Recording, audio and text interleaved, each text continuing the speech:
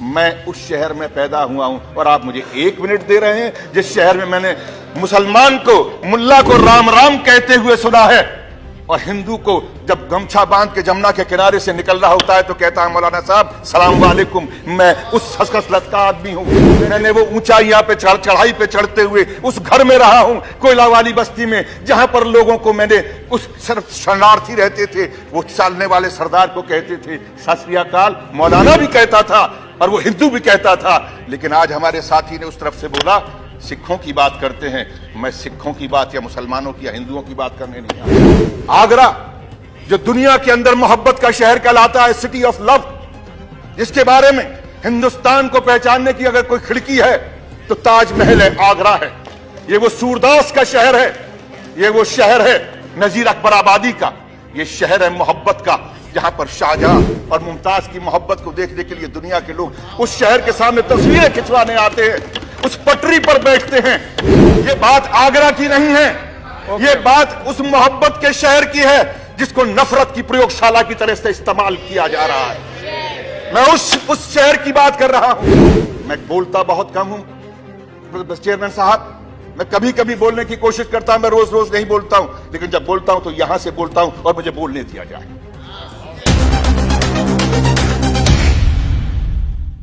मेरी समझ में नहीं आता, मैं तो जान की अमान चाहता हूं।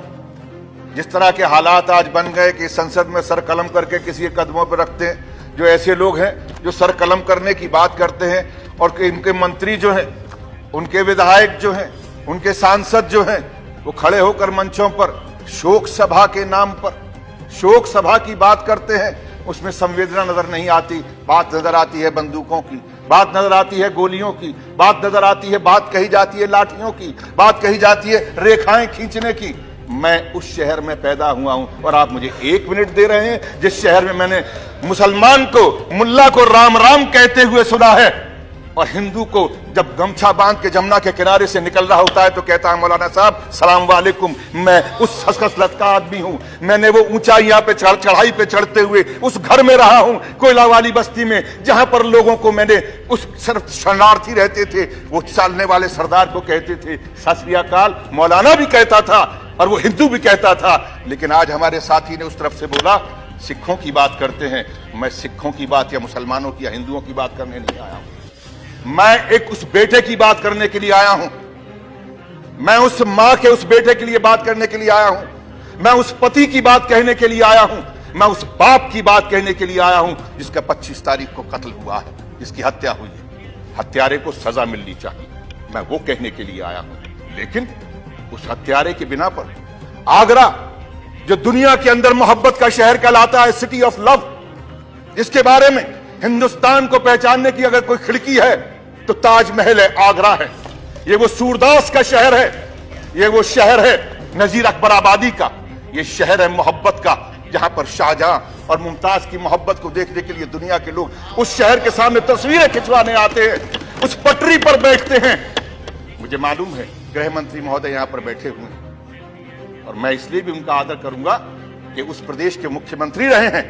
उन्होंने मोहब्बत की बात को वहां पर चाहे कुछ भी रहा हो पार्टी का, लेकिन उन्होंने मोहब्बत के साथ में उनका के लोगों का दिल जीतने का कोशिश किया है। मैं शुक्रिया अदा करता हूं कि जब वो मुख्यमंत्री थे तो अगर वहां पर किसी एक व्यक्ति की अगर वहां पर हत्या हुई थी, मैं वहां पर हत्या वाली जगह पर खड़े होकर मैंने इनको फोन किया था, मुख्यमंत्री ने मेरा फोन उठाया था और उस हत्यारे को सजा देने के लिए उन्होंने वादा किया था, जबकि इन्हीं की पार्टी का एक सभासद था।